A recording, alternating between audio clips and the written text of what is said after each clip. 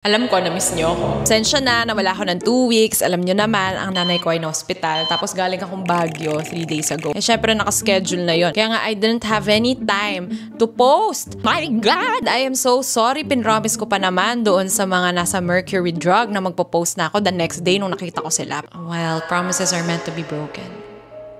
I'm sorry. Bye.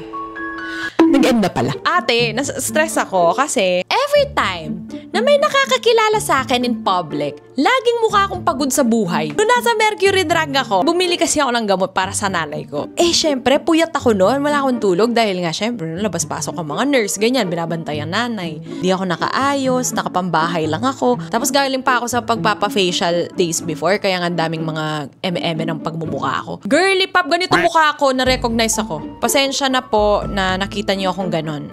Mag-umpisa ka na ng mga kasalanan dito sa umpisa.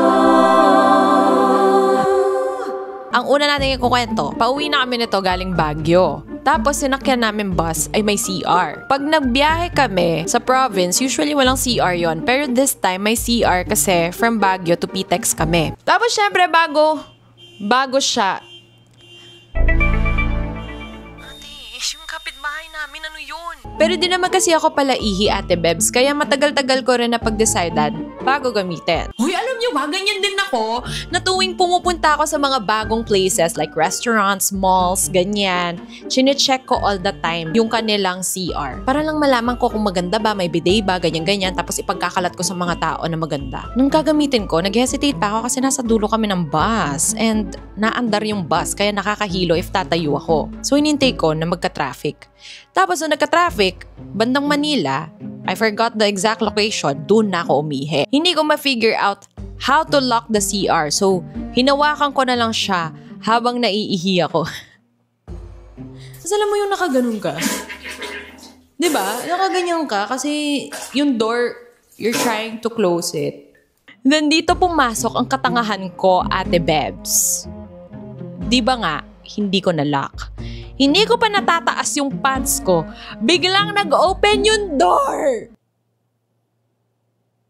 Ate, saglit lang. Hindi niyo mo ba naisipan na habang tinataas mo sana yung short mo, nag-lean ka na lang dun sa door para hindi nila mabuksan or di mabukas? Nabulaga pa tuloy yung pecho mo sa lahat ng tao. My God. Sobrang nawindang ako, te. Gusto ko nakaganyan na lang ako. Sobrang nawindang ako, te, to the point na ayoko na lang lumabas ng CR. Dali-dali ko na lang sinara yung pinto and nag-self-reflect na lang ako sa salamin na maliit. Binag-emote ka na lang. Who is that girl I see staring straight back at me? Ano ako? Lea sa longganisa. Tapos sabi ko, tangina, tanga ka talaga self. Eh di lumabas na ako ng CR, di ko na nilock ulit. Diretso ako sa upuan ko. Nakapante ako nun kasi walang tao right beside the CR. So akala ko wala nakakita. Pero doon sa seat nakasunod nung walang tao ay may nakaupo. Until now, di ko pa rin sure kung nakita ba nila yung petchay ko o hindi. Tapos nung nasa Pitex na, tumayo yung nakaupo doon sa tinutukoy kong seat. Tapos tumingin siya sa likod. Tago na lang ako, Ate Bebs, kasi nakita na nga nila yung petchay ko. Makikita pa nila yung mukha ko. Not gonna happen. Lesson learned, mag-lock ng CR sa bus. I-google nyo na lang kung paano i-lock. Ganun yun. I-google nyo na lang kung hindi nyo alam kung paano i-lock. O kaya magpatulong na lang kayo.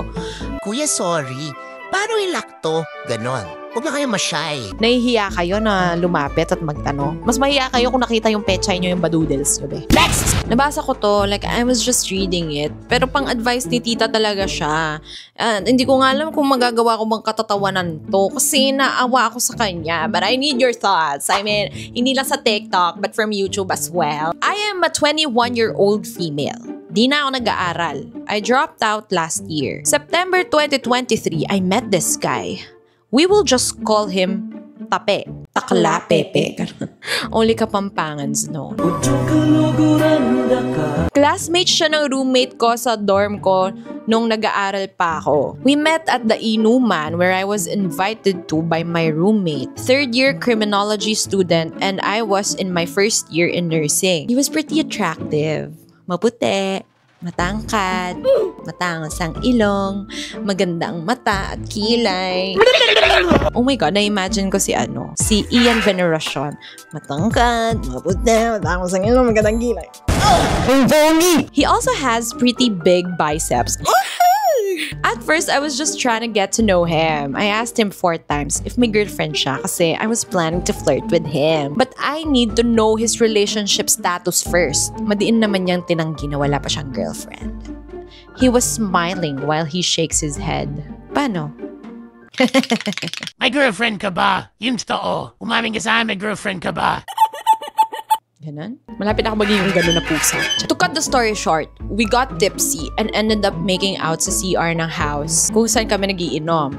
He started it. Natapos yung inuman, lumipat kami ng house. Doon daw kami magpapalipas ng gabi. And yes, Tape and I hooked up that night. It was great, by the way. Night had passed. Me and my roommate got back to our dorm at walang oras na hindi ko iniisip yung nangyari. I didn't even get his socials. I only got his first name. Well, he didn't mean much to me naman kasi that time. But I still stalked my roommate and searched for his FB account. And when I found it, I saw his featured photos and his relationship status on FB. He was in a relationship. Naiinis ako sa mga ganyan. Wala akong nagawa kundi sisihin na lang yung sarili ko. Did I just ruin a relationship? That's when I decided to never get in touch with him anymore since hindi naman din niya alam ang socials ko. But weeks after, I got a message on my IG. It was him! I told him na alam ko na may GF siya and I don't wanna get involved with him anymore. Nag-explain siya. Tagal na kaming hiwalay. I decided to hear his explanation and we talked for days and decided to meet again after school. Fast forward, kinulit-kulit niya ako and naging kami. For me, it was just pananagutan sa nangyari sa amin nung nag-inuman kami, but then I fell hard, as in really, really hard. Ay, naging kayo. Naintindihan ko, baka naman kasi very compelling naman ang kanyang argument kung bakit yung relationship status niya ay ganun pa din. Lalo na, syempre, di mo pa naman kilala yung tao at di mo alam kung may history ng cheating or anything. So gets ko na may benefit of the doubt ka, kaya naging kayo. Just before our first monthsary, I didn't mean to look on his phone while he was sleeping and I saw a bunch of exchange messages with this girl. I remember he said to the girl, Ang boring, no? Magpakasal na kaya tayo? and he was calling her love. I just froze beside him.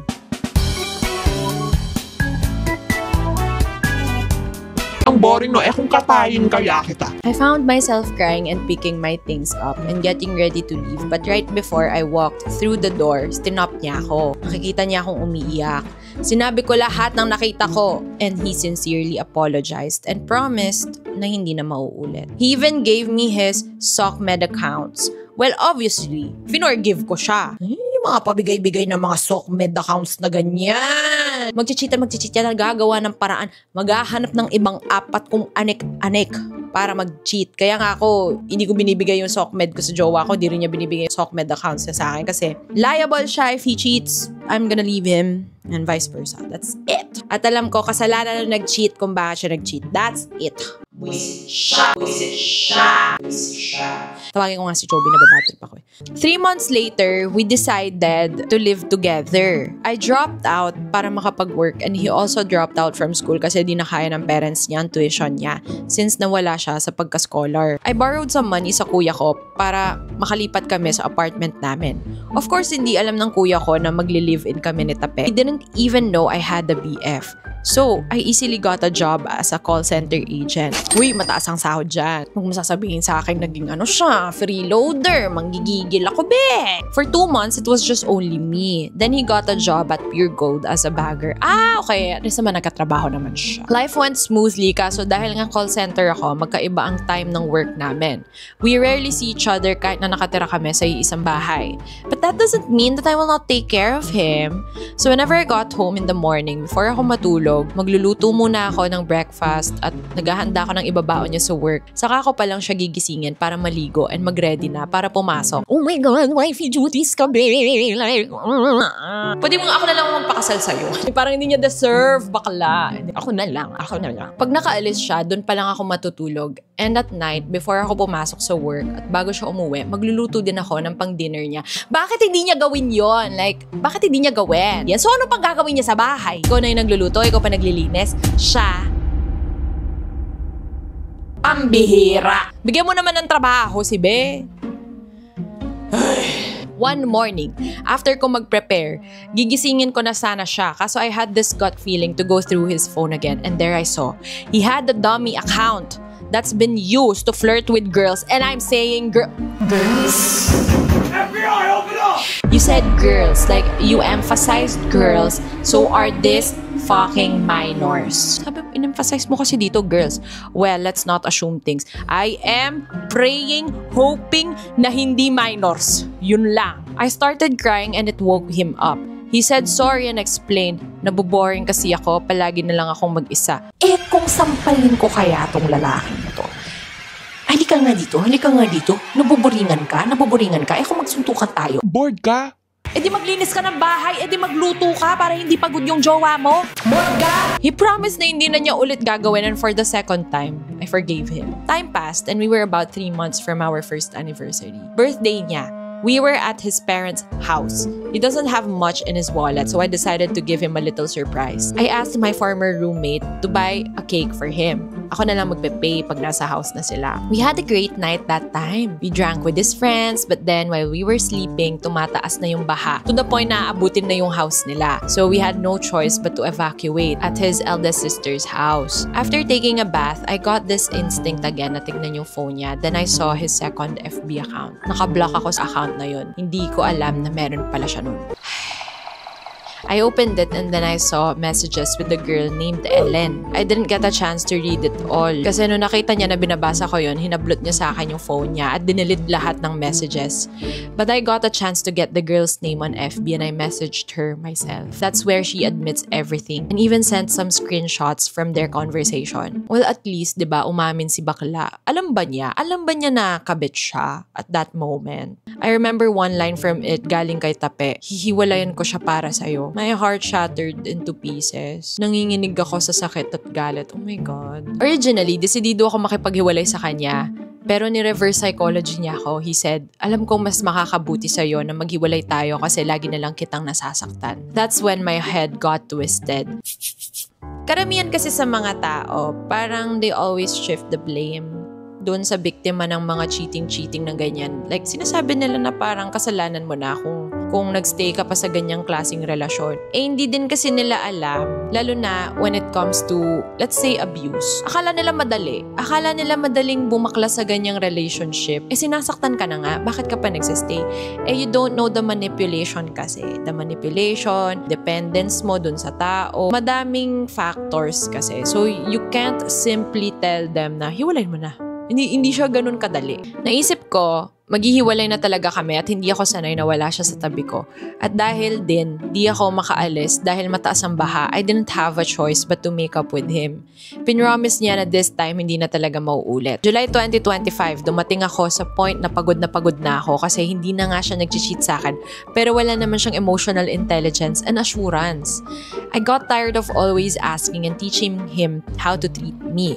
Nakakapagod yung every time na lang nag-overthink ako, binabaliktad niya at pinapalabas niyang kasalanan ko pa. Gago na nga siya. Gaslighter pa. Manipulative pa. Nasa kanya na lahat. Nasa kanya na lahat ng mga masasamang pag-uugali. Nakakapagod yung every time na lang nag-overthink ako, binabaliktad niya at pinapalabas niyang kasalanan ko pa. He's always invalidating me. I have never been secured and assured in our relationship. That's when I decided to finally break up with him. Weeks after, hindi ko pa rin kinukuha yung mga gamit ko sa kanila kasi he's always saying na aayusin niya yung sarili niya para magkaayos kami. Kaya ako ay umaasa na maaayos pa kami. But then one of his pamangkin, nakaklose ko, sent me a video of him with his mom and another girl. Naglalakad palabas. Gago! Konsentidor yung nanay! Sabi ng pamangkin niya, 2 beses na niyang inuwi yung babae sa bahay nila. Alam mo, kung yung kapatid ko, nag-cheat siya sa jowa niya, huwag mo nang ulitin yan ha. Huwag mo dadalhin yung babae niya. Baka naman kaya ganyan din yung jowawi mo. Dahil nga, yung pamilya ay kinukonsente sa mga maling gawain. Paano niya malalaman mali siya kung pamilya niya mismo hinahayaan siya? Ako na nga mag-raise sa kanya. Papaluin ko siya. Hindi na e-epek ang gentle parenting sa kanya, be. Traditional parenting ang kailangan sa kanya. That's when I decided to tell my family na hiwalay na kami at kukunin ko na yung gamit ko sa kanila, pati na rin yung aso namin. Wala, may aso kayo. That night, I drank with his family, eldest sister niya, mga pamangkin niya at asawa ng pinsan niya. They told me everything. Sinabi pa nila sa akin na sa papa na mismo niya nang galing, na jowa niya na daw yung babae yun. Alam ba nila na kayo pa habang naging sila nung girl? Wait, this is so magulo. Wow, konyo ka girl, this is so magulang. Hindi nila alam na kayo pa or parang, wait, gulong-gulo ako, saglit. Pinagsabay kayo. Sinabi ba niya sa magulang niya na hiwalay na kayo, kaya nga okay lang sa pamilya dinadala yung girl? Or alam talaga nila na...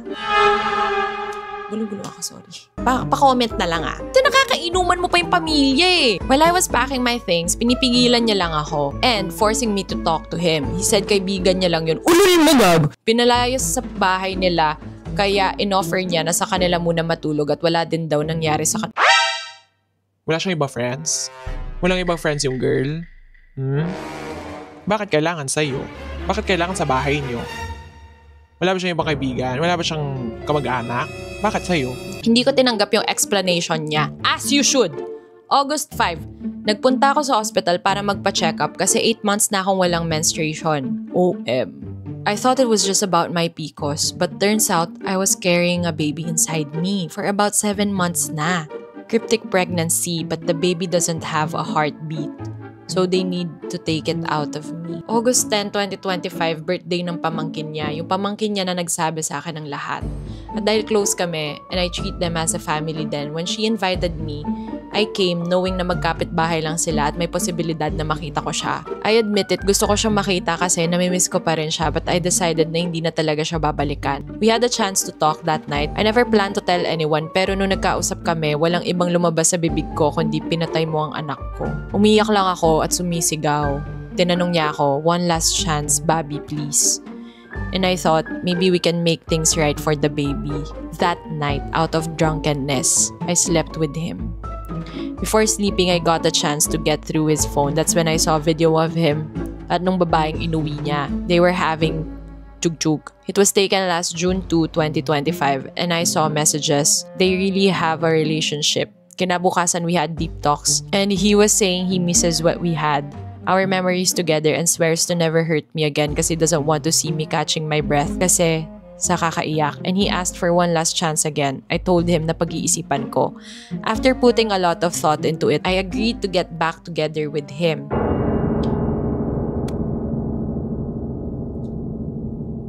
You deserve better, sis. Isipin mo, nawala yung anak nyo dahil sa stress na dinulot niya sa'yo. You think you deserve that. But this time, it was for me. Honestly, after all this time, I've never stopped loving him and I can't move on. It's been hard not having him around, so that's when I decided makikipagbalikan ako sa kanya for my own sake. Kasi feeling ko unfinished business siya na kailangan kong tapusin ng maayos. Alam ko na masasaktan ulit ako, that's the plan. Hindi na ako umaasang magbabago pa siya. I just swear to myself na I will torture myself with pain that he caused so I could stop loving him. I will embrace every pain until I give up. That's the only way I see to finally let go. Pagod na ako pero kaya ko pa. I hate it and when I want it to stop. Ayoko nang kayanin. Gusto kong mapagod hanggang sa hindi ko na kaya. Is this the right thing to do? What are your thoughts? Para sa akin, alam ko naman na alam mo yung sagot. Alam mong that's not the right way to do it. Alam mo girl, alam ko talaga, matalino ka. Para sa akin, there are healthier ways to move forward kesa sa bumalik ka ulit sa nag-cause ng pain mo. Hindi ka kasi lumalabas sa comfort zone mo eh. Comfort zone mo yan eh, yung normal routine nyo na magkasama kayo, ganito, ganyan, na nandyan siya for you. Pero, the only way forward is to go out of your comfort zone at maghanap ng ways na makakalimutan mo siya. And when you meet people na who would treat you right, marirealize mo na, putang ina, hindi ko pala talaga deserve yung nangyari nun. Kumbaga, makikita mo yung light. Parang sa perspective mo, napaka-narrow ng daan eh. Napaka-narrow. Unti-unti, habang naglalakad ka, habang nakakapag-move forward ka, lumalawak yan. kaming lahat na nandito. Sure na sure ako sasabihin din nila, maghiwalay na kayo, hindi yan tama. Kasi girl, he lied to you. He asked for another chance, sabi niya hindi niya mauulit. He asked for another chance, tinanong mo kung may nangyari ba sa kanila, sabi niya wala. Pero he lied to your face. Pero meron pala. Yung palang wala na, diba? Also, nakakalimutan ko laging i-share na kung meron pa kayong mga confessions na gustong isend kay Ate Bebs, na parang ganyan. Ako, I appreciate these stories na kahit hindi sila funny, alam mo yun, parang, ewan ko, naliliwanagan ako sa experiences ng ibang mga tao. Isend nyo na lang po sa Facebook group ko, ang link ay nasa TikTok bio ko, or nasa description box. Depende kung saan kayo nanonood.